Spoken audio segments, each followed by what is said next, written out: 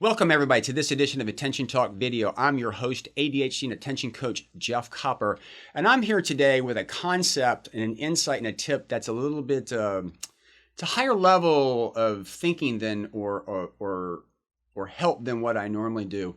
And basically, here's what happened. I'm coaching a owner of a business, and he's bringing his direct reports together in a meeting, and he's basically having a meeting explaining to them that he wants them to get along. He wants them to work together as a team. Sounds really good, right? Well, when I was working with him, I was trying to explain to him is that there's inherent conflict within a business. And by the way, I'm talking about businesses so we can understand how this is working out, but it shows up all kinds of places in relationships, family dynamics, etc. But we're going to focus on the business for right now. As the business owner and you have direct reports, people are trained or their job is to take care of business in a certain area. So in this particular situation, this organization had a compliance officer. That person's job was to make sure that they were in compliance with the regulations in their particular area. There was a production guy who was in charge of the production of a particular product. Their job was to get product out. Now, in this process, there was some equipment that probably needed to be brought on board to increase the level of compliance. However, there was an expense associated with it. So now what you have is you have a compliance officer that's advocating for the business to comply and a production person who is going to get there, but how they're going to get there is going to take a little bit longer because of the costs associated. We now have a conflict in business.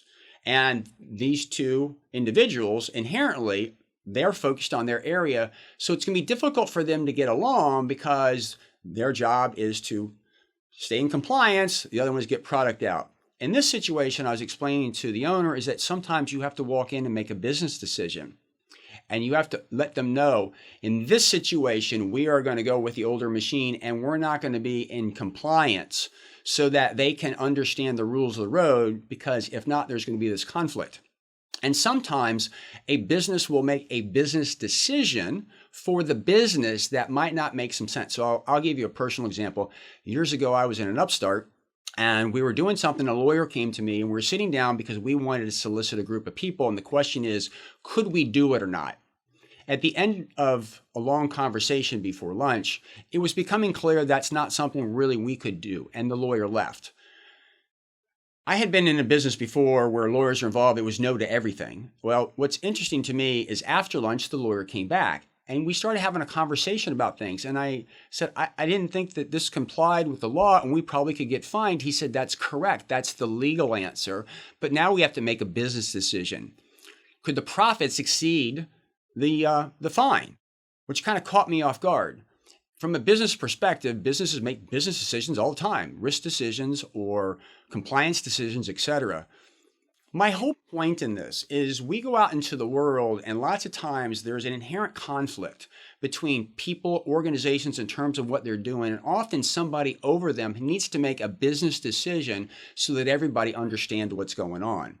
Now, this could be in a family dynamic, this could be in a relationship dynamic, it could be in a business dynamic. The point really is to understand, and this is the compliance officer was their job to make sure they are in compliance. The production had a different set of metrics. Their own stuff, there was a conflict of interest between the two until the owner walked in to make the business decision and say, let's settle this once and for all. It was interesting because I shared the concept with the business owner and they began to understand and change their concept. I'm sharing this with you because this actually shows up in many forms and invisibly all over the place. And I'd like you to begin to just think about it and realize that's what's there. Maybe I gave you the language here for you to articulate this to other people so that they can become aware of this and make some decisions that you need them to do, particularly if you're kind of caught between a rock and a hard place. Okay, that's not necessarily an ADHD tip, but it can create a lot of problems for people with ADHD. So I hope that's a good insight. Please subscribe to our channel by hitting the subscribe button and leave me a comment. What do you think? Does this make some sense? Can you apply it? Can you apply it immediately? Do the analogies help you language it? I hope it really helps. So with that, I hope you've enjoyed this episode and catch us next week for another great edition of Attention Talk Video. Take care.